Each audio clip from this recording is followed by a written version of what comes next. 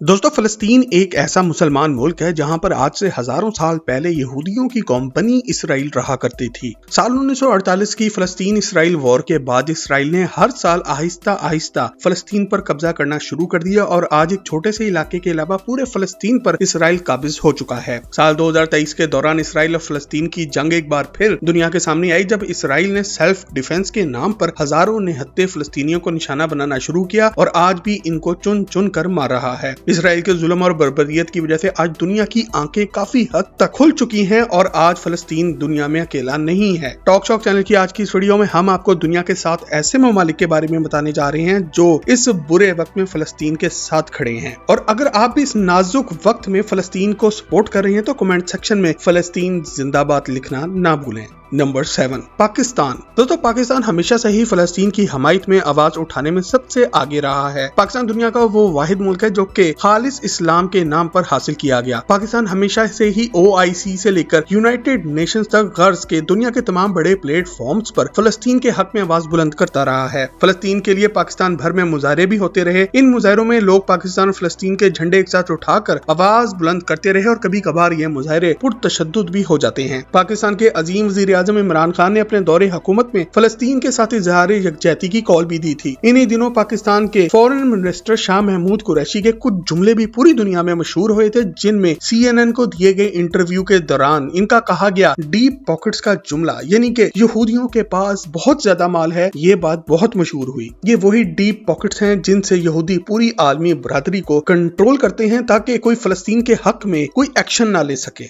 Number 6, Ireland. दोस्तों हमारी list पे नंबर 6 पर आयरलैंड आता है। दोस्तों आयरलैंड हालांकि एक गैर मुसलमान मुल्क है, मगर ये लोग भी सच बोलने से बाज नहीं आते। आयरिश पार्लियामेंट ने हाल ही में फलस्तीन के इसराइली कब्जे के खिलाफ मुजम्मती तहरीक मंजूर की है। ये यूरोपीय यूनियन का पहला मुल्क है जिसने इसराइल के कब्जे के बारे में डी फैक्टो एनेक्शन का लफ्ज इस्तेमाल किया। आयरलैंड के मारूफ सियासतदान रिचर्ड बॉयड बैरेट ने अपनी एक वीडियो में इसराइल के खिलाफ आवाज उठाई है। इनकी ये वीडियो 2014 की है, मगर आज फलस्तीन और इसराइल की जंग के दौरान ये वीडियो एक बार फिर से वायरल हो गई है। इनकी ये वीडियो इनके पार्लियामेंट में बोलते हुए है, जहां पर इन्होंने फलस्तीन पर होने वाले इसराइली मुजालिम के खिलाफ अपनी आवाज बुलंद की और इसराइल को एक डायरेक्ट दहशत मुल्क करार दे दिया। इन्होंने अपने साथी सियासतदानों से कहा कि आप ऐसा क्यों होने दे सकते हैं। अगर आप फलस्तीन की सरजमीन वापस यहूदियों को देना चाहते हैं तो ये बहुत ही अजीबो गरीब बात है और आप सब जरूर आम लोगों को बेवकूफ समझते हैं। एक तरफ आप कहते हैं कि आप वाकई में अमन चाहते हैं और दूसरी तरफ आप साथ ही साथ फलस्तीनियों की जमीन पर कब्जा भी होने दे रहे हैं। इन्होंने कहा कि Israel doesn't have the right to do wrong, यानी कि इसराइल के पास गलत काम करने का कोई जायज हक मौजूद नहीं है।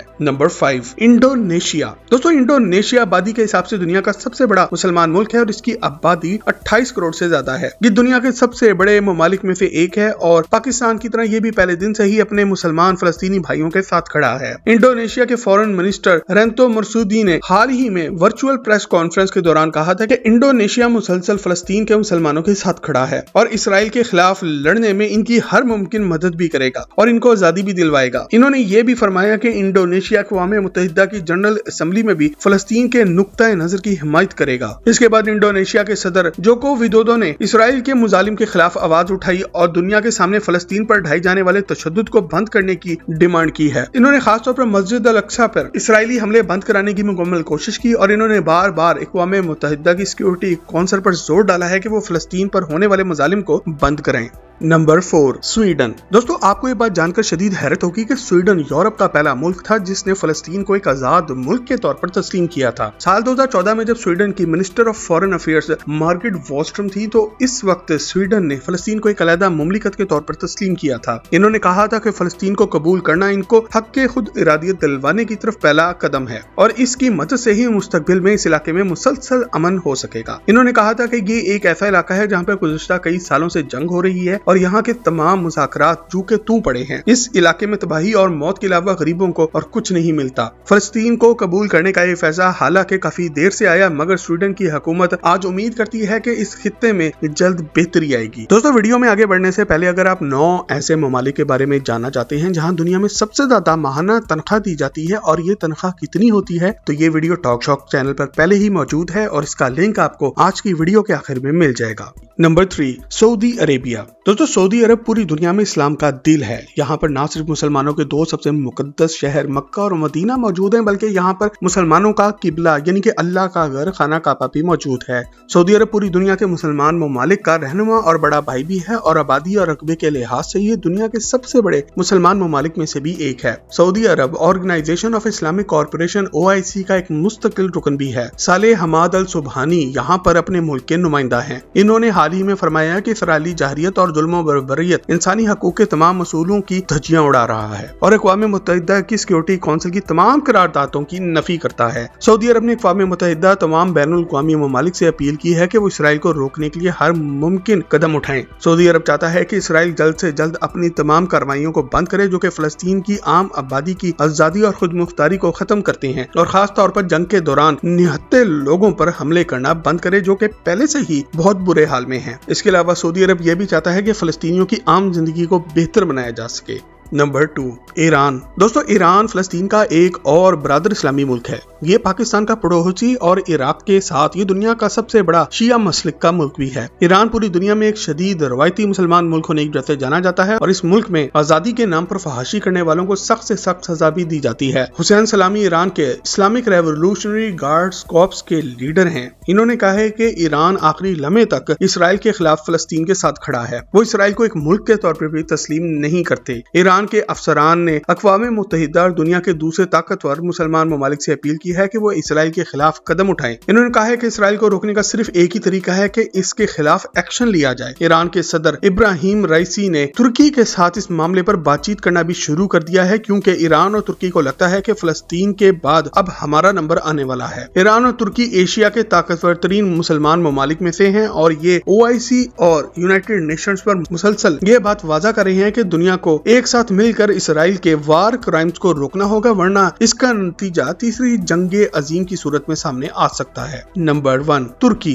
दोस्तों तुर्की दुनिया के सबसे मॉडर्न मगर ताकतवर मुसलमान ममालिक में से एक है जहां की आर्मी और नेवी पूरी दुनिया में अपनी मिसाल आप समझी जाती है। तुर्की दुनिया का वाहिद मुल्क है जो कि आधा बरे आजम एशिया में आता है जबकि इसका कुछ हिस्सा बरे आजम यूरोप में भी है। ये एक तारीखी मुल्क है। मुसलमानों के माजी में ये दुनिया के सबसे ताकतवर तरीन ममालिक में से एक था।